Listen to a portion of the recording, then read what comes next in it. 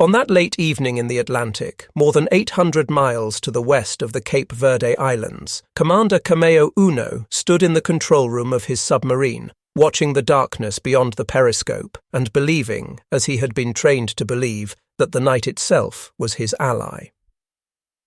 The date was the 23rd of June in 1944, and the time approached 11:15 in the evening. His vessel, designated I-52 in the Imperial Japanese Navy's numbering system, was among the largest submarines his nation had ever constructed, stretching 356 feet from bow to stern, a massive cargo-carrying boat designed for missions exactly like this one, ferrying critical materials across vast oceanic distances that no surface ship could safely traverse in these final years of the war. Down in the holds of Fiend 52, secured with meticulous care by crews who understood that their cargo represented more than mere tonnage, sat 228 tons of strategic metals, tungsten and tin and molybdenum, materials that German factories desperately needed for their own weapons production. Alongside these industrial materials sat 54 tons of raw rubber, another commodity in desperately short supply in Fortress Europe. There were 3 tons of pharmaceutical supplies,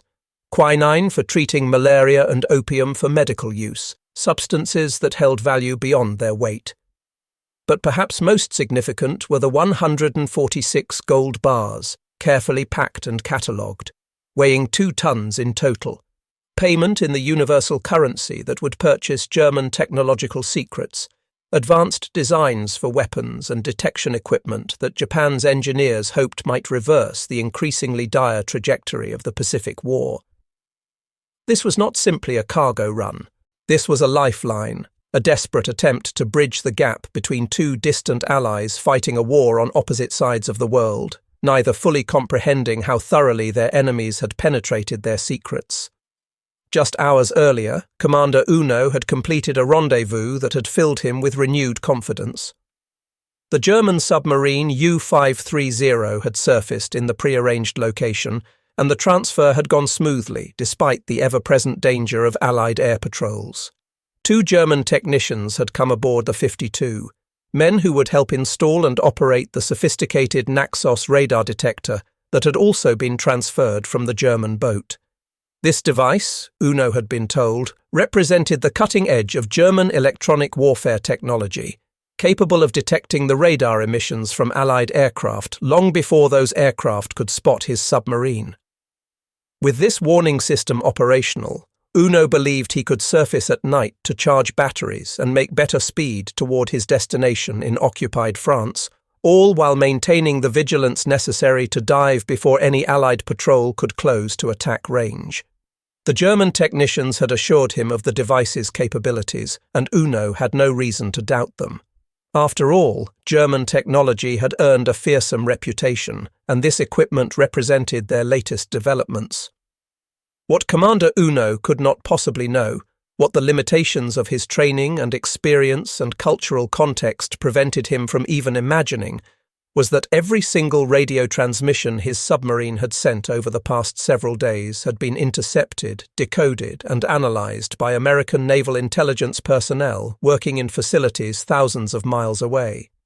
He could not know that analysts in Washington and Pearl Harbor had read his messages describing his cargo, his route, his rendezvous schedule with U-530, his planned course toward France. He could not know that based on this intelligence, designated ultra and guarded with security measures that exceeded even the protection given to battlefield plans, an American escort carrier task force had been positioned with mathematical precision along the route his submarine would have to follow. He could not know that at this very moment, circling in the darkness above the ocean, an American aviator named Jesse Taylor, holding the rank of lieutenant commander and flying a TBF Avenger torpedo bomber from the escort carrier USS Bogue, had already detected I-52 on his aircraft's radar system, the electronic pulse returning an unmistakable echo from the submarine's conning tower cutting through the gentle swells of the Atlantic. Taylor had already begun his attack approach, following procedures refined through years of anti-submarine warfare in these same waters. He was preparing to deploy sonobuoys, sophisticated listening devices that would parachute into the water and transmit acoustic signals back to his aircraft, creating an invisible net of sound through which no submarine could pass undetected. Within the next 30 minutes, operating with the cold precision of a man who had done this many times before, Taylor would release a weapon so secret that its very existence was known only to a handful of personnel, an acoustic homing torpedo that would descend through the dark waters, listening for the distinctive sound signature of submarine propellers, pursuing that sound with mechanical determination until it drove itself directly into I-52's hull. The explosion would tear through the pressure hull, and the submarine would begin its final plunge toward the ocean floor, 17,000 feet below the surface, carrying Commander Uno and all 95 men under his command to their deaths. They would become yet another entry in the growing ledger of Japanese submarines, lost to what their own naval officers had taken to calling Makoto ni Bukimi, a phrase that translated roughly as truly eerie, words whispered in wardrooms and officers' clubs when discussing the uncanny ability of American forces to locate and destroy Japanese submarines with a consistency that seemed to defy all rational explanation. The Imperial Japanese Navy's submarine service had entered the Second World War with justifiable confidence in its capabilities and equipment. By virtually every measurable standard, Japanese submarines at the beginning of the conflict exceeded the performance of their Allied counterparts. The boats could dive to greater depths, providing safety from depth charge attacks that would devastate American or British submarines caught at shallower operating levels. They possessed superior range, able to cross vast Pacific distances and operate for extended periods far from their home bases. Some of the largest Japanese submarines, particularly the I-400 class that would be completed later in the war, could carry and launch 3 aircraft, giving them strike capabilities that allowed attacks on targets the Americans never expected to be within reach of submarine-based aviation. These were not just mechanical advantages. The men who crewed these submarines had been selected from the elite of the Japanese Navy, chosen for their intelligence, their physical fitness, their dedication to the Emperor and the Empire. Their training exceeded even the harsh standards applied to surface fleet sailors, subjecting them to intensive instruction in every aspect of submarine operations, from torpedo mechanics to navigation to damage control. These men considered themselves modern samurai, carrying the Emperor's war into the depths of the ocean, maintaining the warrior traditions of their ancestors while operating the most technologically sophisticated vessels their nation could produce. Yet by the time Commander Uno stood in I-52's control room on that June evening in 1944, this once proud submarine force faced nothing less than systematic annihilation. Of the nearly 200 submarines that would serve in the Imperial Japanese Navy throughout the war, more than 100 had already been lost by this date, and most of these losses had occurred with all hands, entire crews vanishing beneath the waves without survivors to report what had happened in their final moments. The American forces hunting these submarines displayed what seemed to Japanese commanders like an almost supernatural ability to locate their boats wherever they operated, appearing with such consistency and precision that surviving submarine commanders, meeting in guarded conversations in officers' clubs and aboard tenders, spoke in hushed and troubled tones about American witches, Majo in Japanese, practitioners of dark arts who possessed the ability to see through the ocean itself, to pierce the concealing depths and locate submarines that should have been invisible to any detection method the Japanese understood. The technological revolution that would destroy Japan's submarine force had roots reaching back to the First World War, when German U-boats had come terrifyingly close to starving Britain into submission by severing the maritime supply lines that kept the British Isles fed and armed.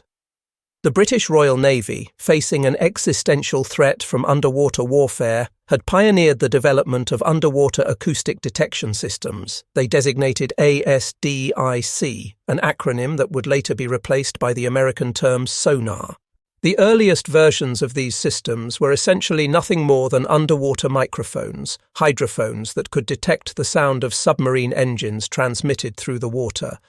But these primitive devices suffered from severe limitations that made them only marginally useful in actual combat conditions. Determining accurate bearings to a detected submarine proved nearly impossible with early hydrophones, and calculating range was simply beyond the capabilities of passive listening devices. An operator might know that a submarine was somewhere in his general vicinity, but translating that knowledge into actionable targeting information remained an unsolved problem. The years between the two world wars saw steady, methodical advancement in underwater detection technology, particularly in the United States, where the Naval Research Laboratory in Washington worked in close cooperation with civilian research institutions to develop active sonar systems that represented a fundamental leap beyond simple listening devices. Active sonar transmitted powerful acoustic pulses into the water and then measured the time delay of echoes returning from solid objects using basic physics to calculate precise range to targets. The speed of sound in water was a known constant, meaning that by measuring how long it took for a sound pulse to travel out to a target and bounce back, operators could determine exact distance with remarkable accuracy. Further refinements allowed these systems to determine bearing as well, creating a complete targeting solution that could guide depth charge attacks with deadly precision. By the time the United States entered World War II in December of 1941, American sonar technology had evolved far beyond the simple listening devices of the previous war. The standard QC series sonar sets installed on American destroyers and destroyer escorts could detect submarines at ranges up to 2,500 yards under favorable conditions, using precisely timed sound pulses bouncing off the solid steel of submarine pressure hulls.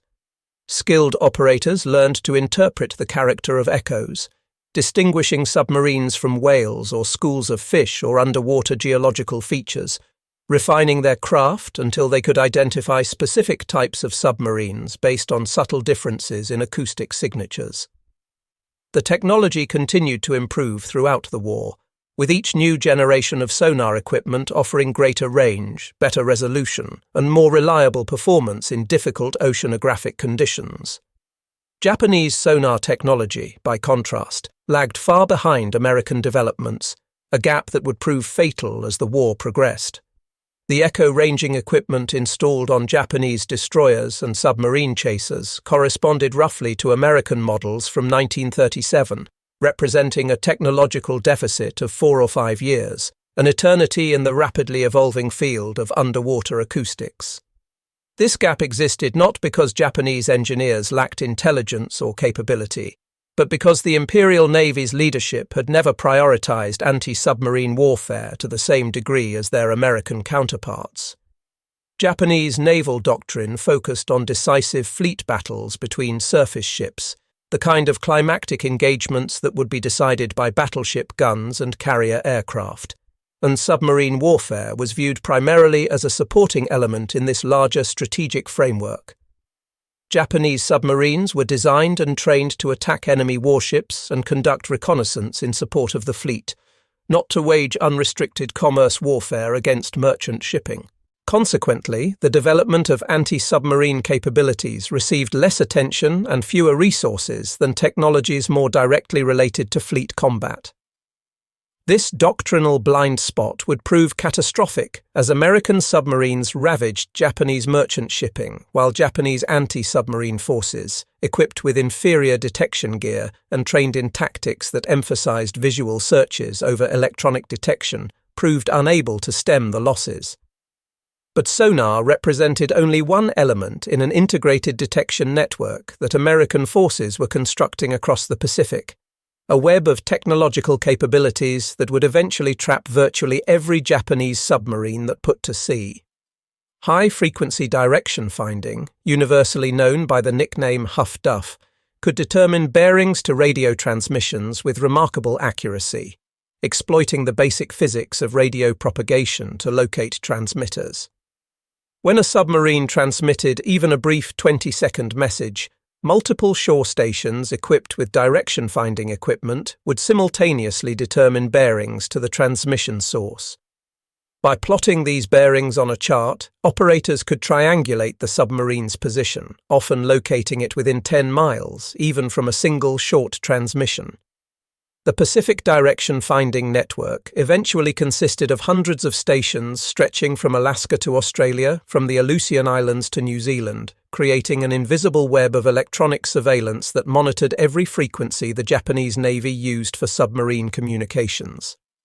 This network operated continuously, around the clock, with stations feeding bearing information to central analysis centers, where specialists plotted submarine movements and predicted future positions based on course and speed calculations derived from multiple fixes. Submarines that maintained radio silence could sometimes evade this network, but operational requirements made complete radio silence impossible. Submarines needed to report sightings, request instructions, coordinate with other vessels, report their positions, and communicate with headquarters about mechanical problems or supply requirements. Each transmission, no matter how brief, gave the direction-finding network another opportunity to locate the submarine and track its movements.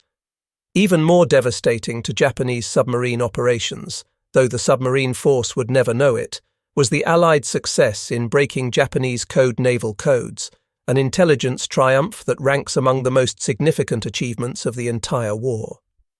The main Japanese naval code, designated JN-25 by American cryptanalysts, used complex 5-digit number groups with additional encipherment through additive tables, creating what Japanese cryptographers believed was an unbreakable system. Japanese confidence in JN-25's security stemmed from both its mathematical complexity and from racist assumptions that permeated Japanese military thinking, beliefs that Westerners could never master the Japanese language sufficiently to exploit potential vulnerabilities in codes that relied on Japanese vocabulary and grammar for their underlying construction. These assumptions proved catastrophically and completely wrong in every possible way. American cryptanalysts working at Station Hypo in Pearl Harbor and at other facilities scattered across the Pacific had been attacking Japanese codes since the 1920s, building institutional expertise and developing techniques over decades of patient effort. By the spring of 1942, they were reading enough Japanese naval traffic to provide crucial intelligence that helped American forces win the decisive Battle of Midway, though the contribution of code-breaking to that victory would remain classified for decades after the war. By mid-1944, the code-breaking effort had reached such sophistication that American cryptanalysts were routinely decoding most Japanese naval messages within hours of their transmission, sometimes reading operational orders before they reached their intended recipients in the Japanese fleet. Japanese communications operators unknowingly aided the codebreakers through predictable errors and routine practices that provided crucial cribs and patterns for analysts to exploit. Stereotyped phrases appeared with such regularity that cryptanalysts could identify them even in encrypted form. Phrases like, "I have the honor to," "Inform Your Excellency," that began formal reports or standard weather report formats, or routine position reports that followed predictable structures. During transitions between old and new code versions, operators would sometimes send the same message in both codes, providing analysts with parallel texts that dramatically simplified the work of breaking the new code. Perhaps most helpfully, Japanese cryptographers had implemented a check system meant to detect transmission errors, constructing number groups so that the individual digits summed to values divisible by 3. This mathematical relationship, intended to improve communication security by allowing receiving operators to identify garbled messages, instead provided cryptanalysts with a powerful tool for testing potential solutions and eliminating impossible number group values. It was a classic example of how a security measure, implemented without sufficient mathematical rigor, could actually weaken rather than strengthen a cipher system. The intelligence derived from broken Japanese codes, given the designation ultra and protected with security measures that exceeded even those applied to atomic weapons research, fundamentally transformed the nature of submarine warfare in the Pacific. American submarine commanders didn't just know where Japanese warships and merchant vessels were likely to be. They knew exact convoy schedules, routes, escort compositions, and even the specific cargoes being carried. American anti-submarine forces knew not just that Japanese submarines were operating in an area, but their specific destinations, their assigned missions, reports of mechanical problems, details about crew morale and readiness, information about fuel and torpedo loads, literally everything that passed through Japanese naval communications channels. When I-52 departed from Japan on its final mission, American intelligence officers knew the submarine's complete cargo manifest, understood its planned route across the Indian Ocean and around the Cape of Good Hope, knew the scheduled rendezvous point with U-530, understood the intended destination in occupied France, and had this information in time to position American forces for interception with mathematical precision. Task Force 51.2, built around the escort carrier Bogue, was stationed along 152's projected route based entirely on intelligence derived from decoded Japanese messages, waiting with the patience of a spider in its web for the submarine to arrive at the predicted location. The introduction of magnetic anomaly detection added yet another technological layer to the detection network that was strangling Japanese submarine operations. Aircraft equipped with sensitive magnetometers could detect minute distortions in the Earth's magnetic field caused by the large mass of ferrous metal in submarine hulls, identifying submerged submarines that remained completely invisible to visual searches or even to radar.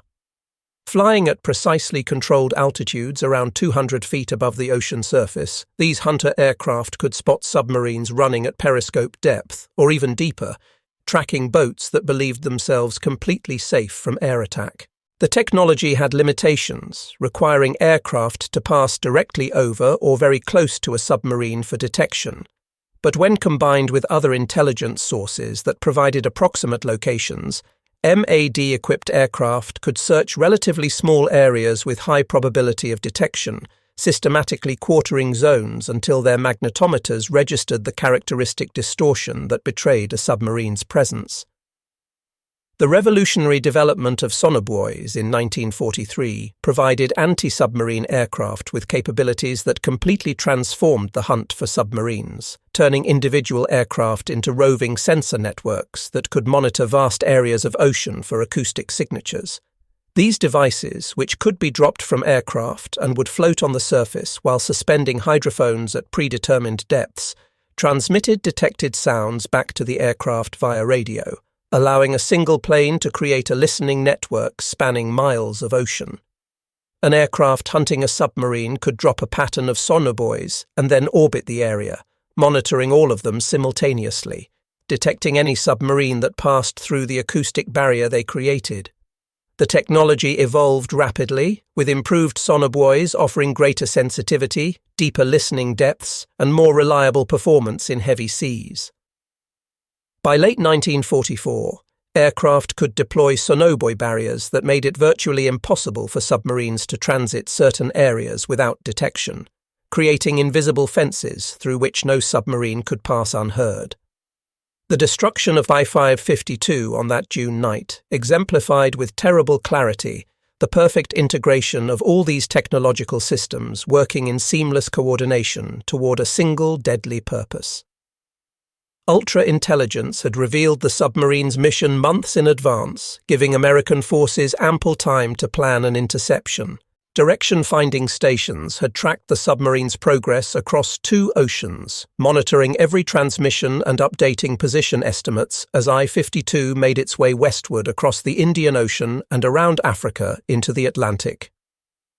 When Lieutenant Commander Taylor's Avenger found the submarine on radar that night, the detection was not accidental or lucky, but rather the inevitable result of a carefully planned search based on precise intelligence about where the submarine would be at that specific time. Taylor dropped flares to illuminate the surface, forcing Commander Uno to crash-dive his submarine to avoid being caught on the surface where his boat was vulnerable to conventional bombing attacks. Once I-52 had submerged, Taylor deployed sonobuoy patterns that immediately detected the distinctive sounds of the submarine's propellers churning through the water.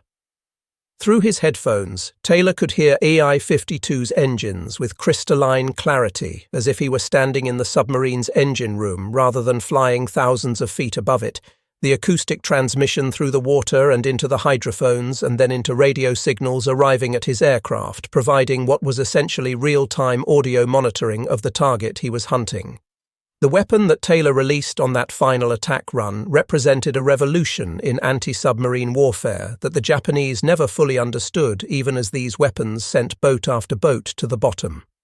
The Mark 24 acoustic homing torpedo, given the code name Fido to disguise its true nature in communications, had been developed by the Harvard Underwater Sound Laboratory, one of the civilian research institutions that the United States had mobilized for the war effort. This torpedo could detect and pursue the sounds produced by submarine propellers using acoustic sensors and mechanical computers to guide itself toward the source of noise,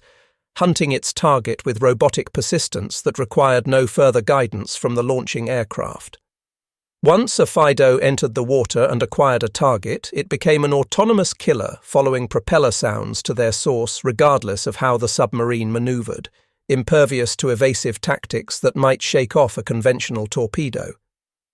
The weapon's very existence remained one of the most closely guarded secrets of the war, with crews instructed to report using FIDO as depth bomb attacks and with special security procedures preventing Japanese forces from recovering intact examples that might reveal the homing mechanism. The wire spool recordings of E-52's final moments, preserved in the National Archives for future historians to study, capture with haunting clarity the convergence of all these technologies in the destruction of a single submarine. The recording begins with radar detection, Taylor's calm voice reporting contact with a surface target at the predicted location.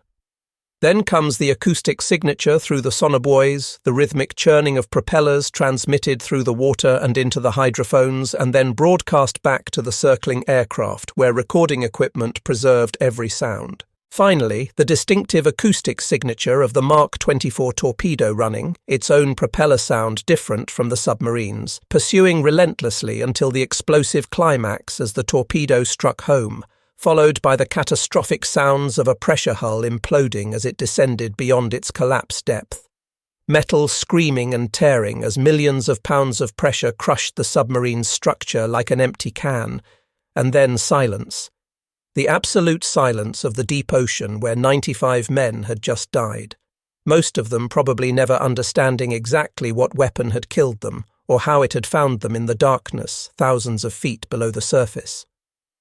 Japanese attempts to develop countermeasures against American technology proved inadequate and came far too late to affect the outcome of the submarine war.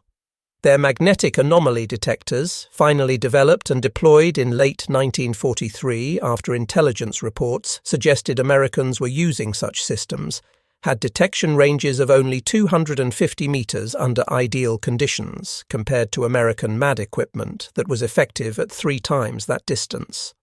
This gap meant that American aircraft could detect Japanese submarines long before Japanese MAD systems could warn of approaching aircraft, rendering the Japanese equipment largely useless for its intended purpose of providing early warning. Japanese submarines didn't receive even primitive radar sets until June of 1944, years after American submarines had been equipped with radar that could detect aircraft at ranges exceeding 20 miles and surface ships at even greater distances.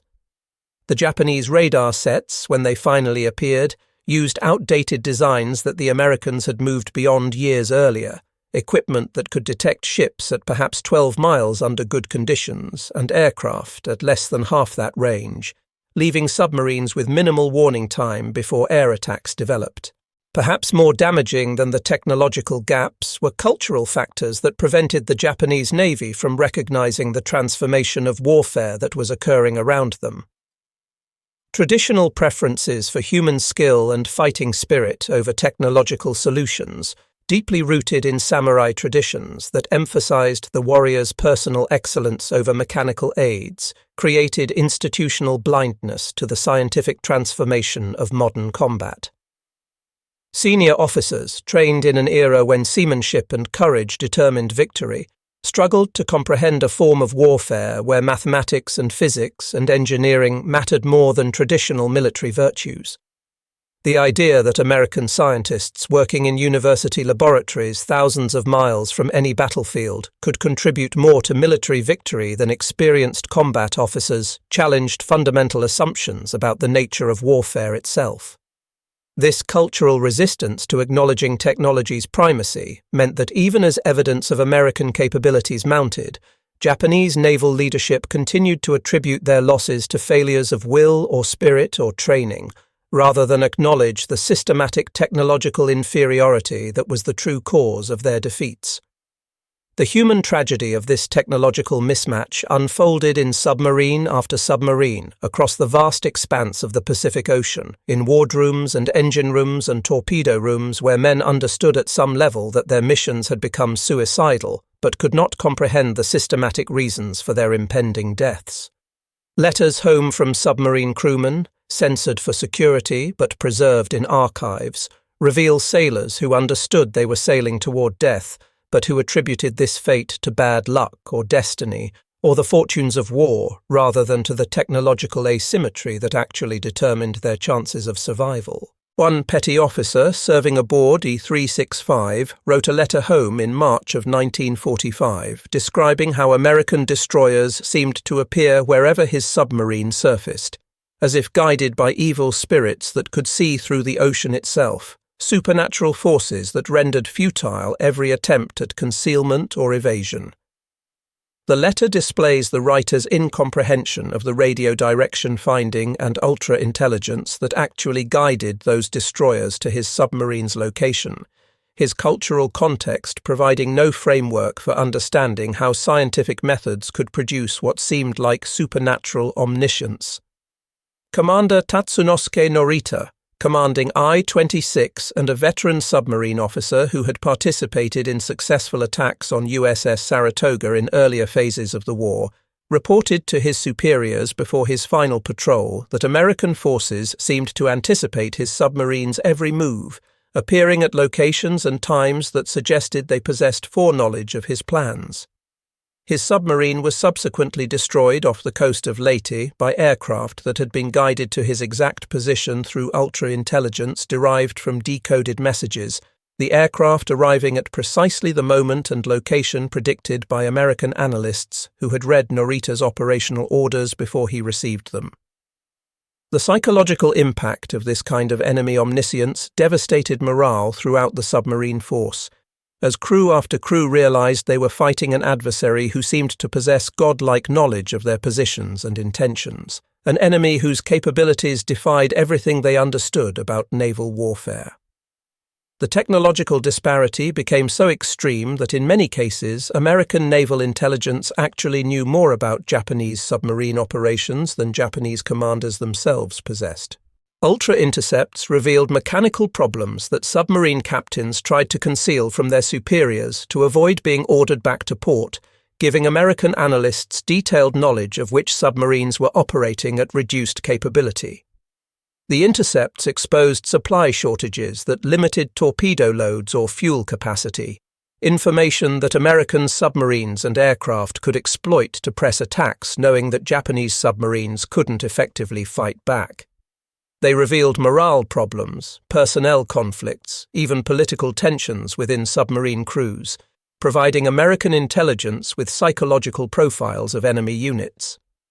American intelligence tracked the progressive collapse of Japanese submarine operations in real time, watching boat after boat disappear from the order of battle, monitoring the declining sortie rates that indicated the submarine force's disintegration, all while Japanese headquarters in Tokyo remained largely ignorant of the true situation due to their own communication breakdowns and the natural reluctance of commanders to report failures up the chain of command.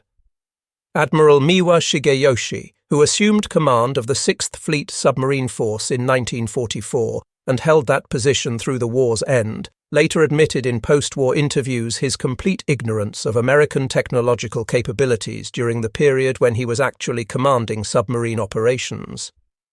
Despite the obvious patterns visible to anyone willing to examine the evidence objectively, the perfect interceptions that sent submarines to the bottom within hours of being detected, The American forces that appeared at secret refueling points that should have been known only to Japanese personnel, the submarines that were destroyed almost immediately after transmitting position reports, Admiral Miwa and his staff never grasped the systematic nature of American capabilities. When American interrogators showed him ultra-intelligence after Japan's surrender, evidence of how completely American cryptanalysts had penetrated Japanese naval communications, Miwa expressed profound shock that Westerners had mastered the Japanese language and Japanese cryptographic systems so thoroughly. His reaction revealed the depth of the racist assumptions that had prevented Japanese leaders from taking seriously the possibility that Western codebreakers could read their supposedly secure communications. This institutional blindness to technological reality reflected deeper cultural failures that permeated the Imperial Japanese Navy at every level.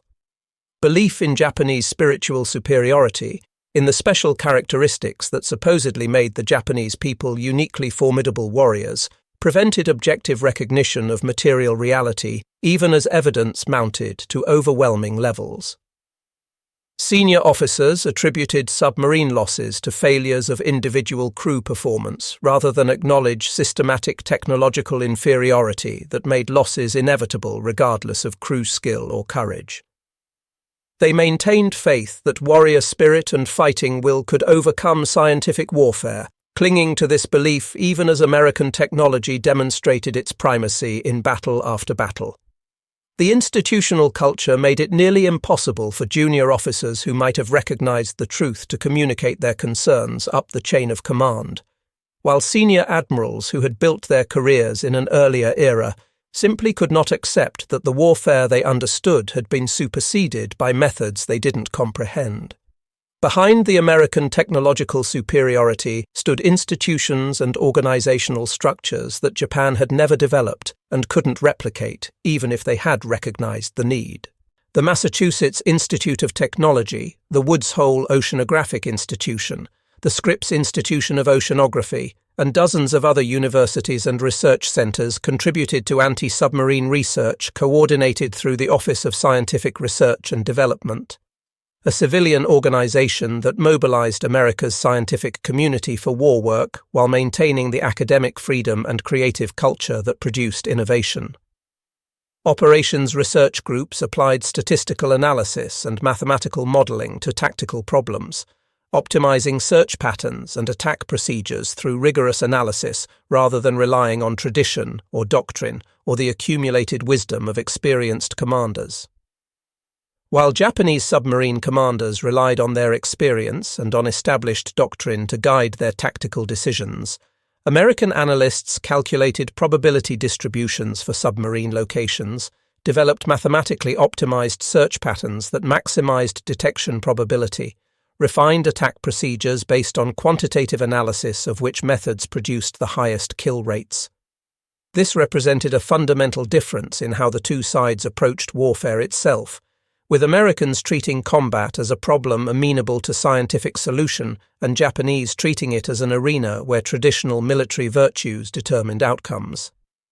American hunter-killer groups refined these technological advantages into lethal efficiency through organizational structures specifically designed to exploit the intelligence and detection capabilities they possessed. Escort carriers operating in the Atlantic and Pacific deployed TBF Avenger torpedo bombers equipped with the latest radar systems, magnetic anomaly detectors, and sonobuoys, while the destroyer escorts that accompanied these carriers mounted the most advanced sonar equipment available and carried high-frequency direction-finding gear that could detect and locate submarine radio transmissions. When ultra-intelligence indicated that a Japanese submarine was operating in a particular area, aircraft from the escort carrier would launch to conduct expanding square searches that systematically covered the most probable locations, while the destroyer escorts would position themselves to intercept if the submarine tried to escape the area. Once any element of the hunter-killer group detected the submarine, coordinated attacks would begin, using head-thrown weapons like Hedgehog that could destroy submarines before they even knew they were under attack. Weapons that didn't warn the target by creating the characteristic splashing pattern of depth charges rolling off a destroyer's stern. The rare exceptions that proved the general rule came on occasions when Japanese submarines achieved success despite the overwhelming technological disadvantages they faced. Victories that resulted from tragic coincidence and command failures rather than from any superiority in Japanese equipment or tactics. On the 30th of July 1945, I-58, commanded by Commander Hashimoto Mochitsura, encountered the heavy cruiser USS Indianapolis sailing without escort through waters where Japanese submarines were known to operate. Hashimoto fired 6 torpedoes and 2 struck the cruiser, sinking it in 12 minutes in one of the US Navy's worst disasters of the entire war. This represented Japan's last major warship kill of the conflict, but this success came not through superior Japanese technology or tactical brilliance, but through an almost unbelievable series of failures in American procedures. Indianapolis was sailing alone despite regulations requiring major warships to have anti-submarine escorts, following a route that hadn't been properly communicated to anti-submarine forces, who might have warned the cruiser about submarine activity in the area, and the ship's loss wasn't even noticed for days because of communication breakdowns that meant nobody was tracking its movements. This was not a victory of Japanese capability, but rather an exploitation of American failures that were exceptional precisely because American procedures usually prevented such catastrophic lapses. Even this success proved hollow when examined in context, because I-58's subsequent operations revealed the complete inadequacy of Japan's latest submarine weapons. Hashimoto attempted to use Kaiten human torpedoes, suicide weapons, where pilots rode modified torpedoes to their deaths in attempts to guarantee hits on enemy ships. But these attacks failed completely despite the supposedly overwhelming advantage of human guidance over mechanical systems. The Kaiten revealed the submarine's position without achieving any sinking, demonstrating that even suicide weapons couldn't overcome the fundamental technological disadvantages that Japanese submarines faced. The entire Kaiten program represented desperation rather than innovation, a final resort by a navy that had run out of conventional options and was reduced to throwing away its trained personnel in suicide attacks that achieved minimal results at catastrophic cost. Meanwhile, American submarines by 1944 had achieved technological dominance so complete that they operated with relative impunity throughout waters the Japanese considered their own. American boats carried radar capable of detecting aircraft at 20 miles, giving them warning time to dive long before air patrols could threaten them. Their torpedoes had been improved with better warheads and higher speeds after the disastrous failures of the Mark 14 in the war's early years, and American submarines now sank Japanese ships with a reliability that contrasted sharply with the persistent problems that plagued Japanese torpedo technology.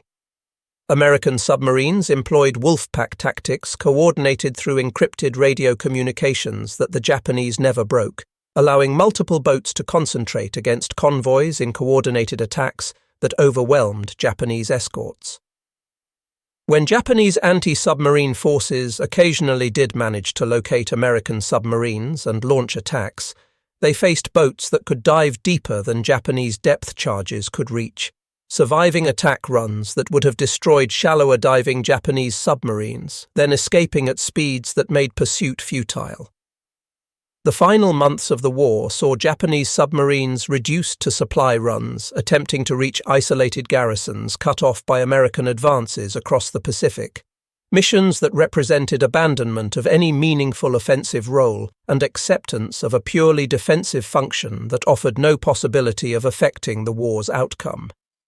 Even these desperate resupply operations usually failed, with submarines being intercepted and destroyed before reaching their destinations, their cargoes of food and ammunition and medical supplies sinking with the boats carrying them. I-44, attempting to resupply the garrison at Zamboanga in the Philippines in July of 1945, was tracked through ultra-intelligence from the moment it departed its home port until its destruction, American forces reading every message about its mission and positioning anti-submarine units along its route with certainty that the submarine would appear at the predicted times and locations.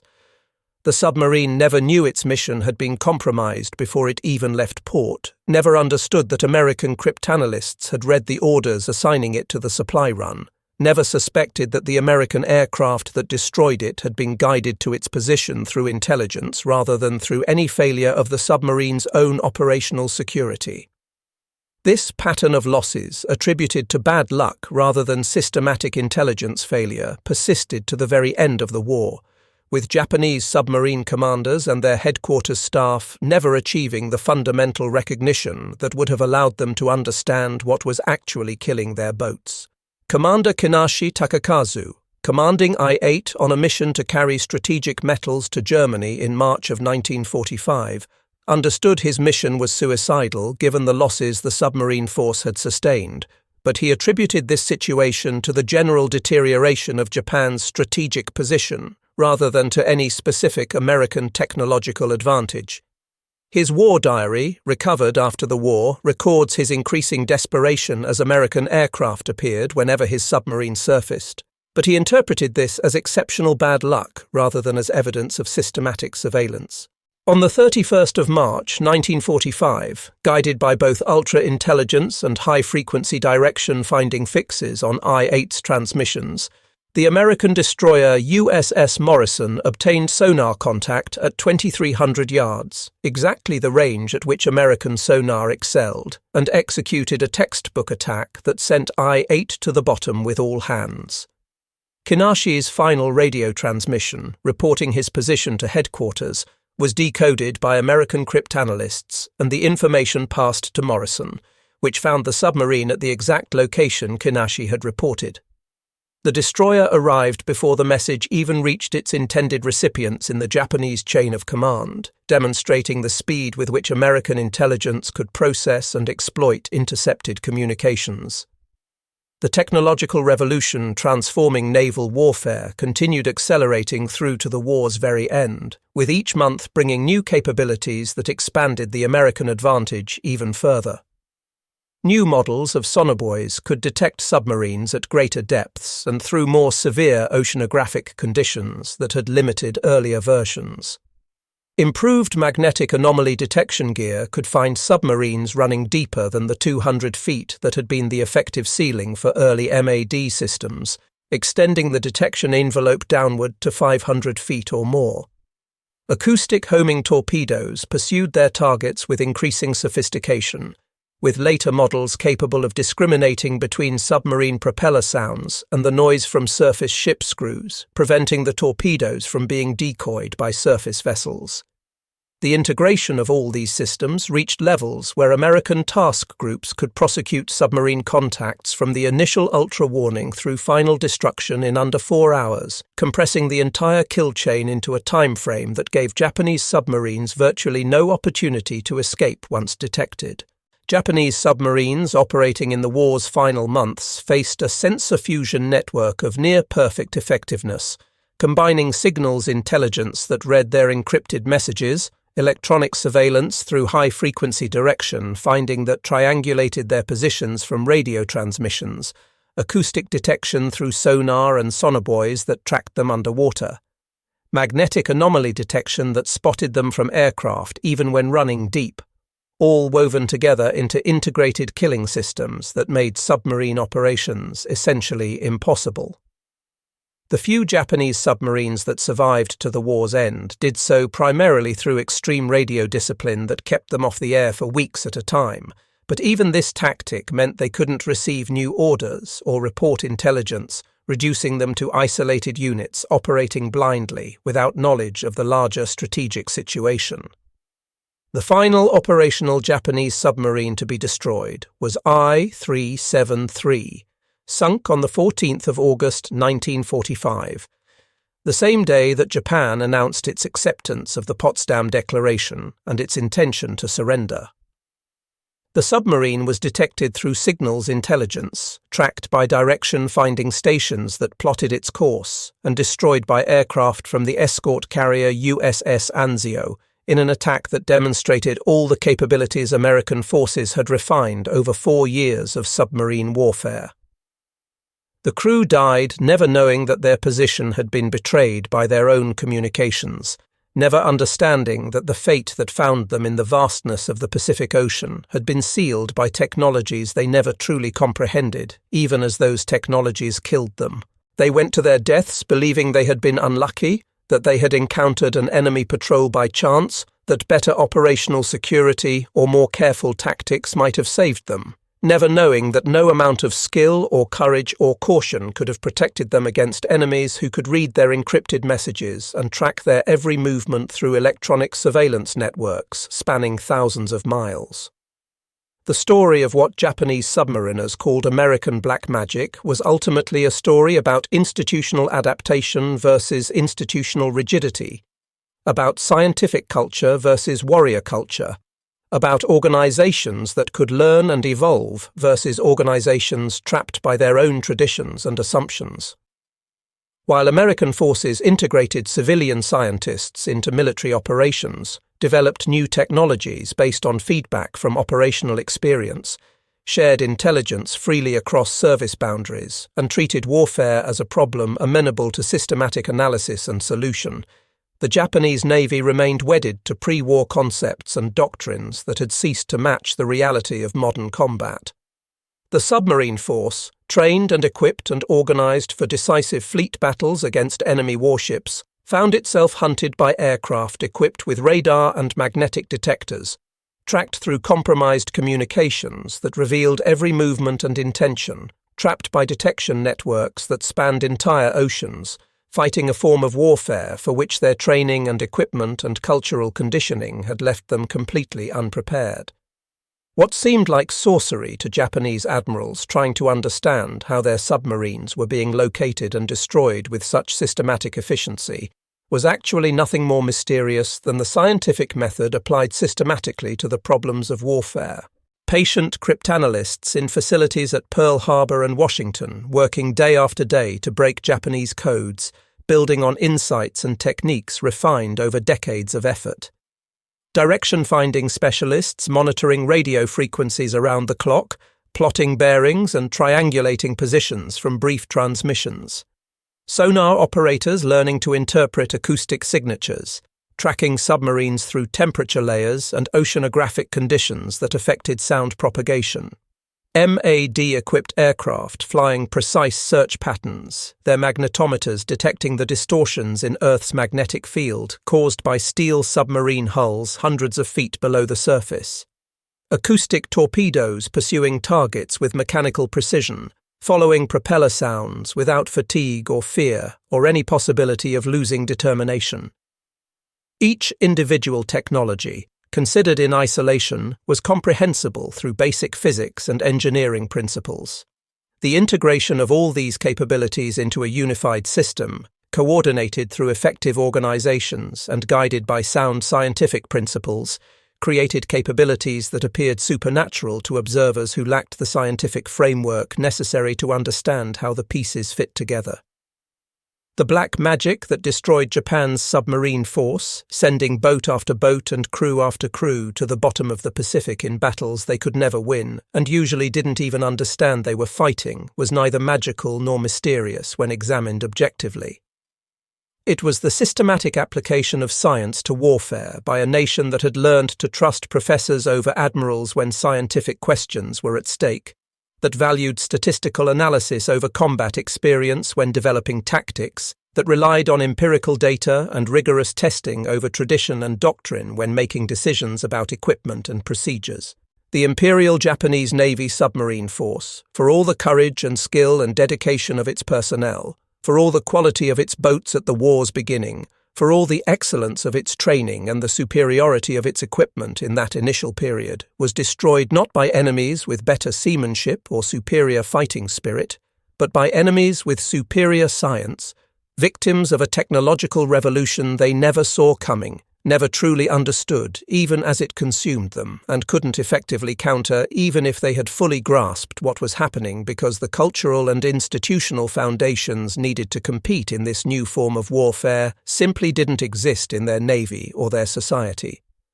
They died bravely, these submarine crews, maintaining discipline and fighting spirit to the very end, But bravery proved worthless against enemies who could see through the ocean and read encrypted messages and track movements electronically and guide weapons to targets with mechanical precision.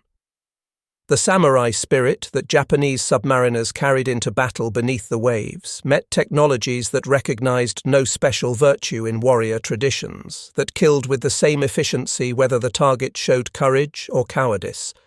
that reduced naval warfare to mathematics and physics and engineering, domains where spiritual excellence counted for nothing and only scientific capability determined survival.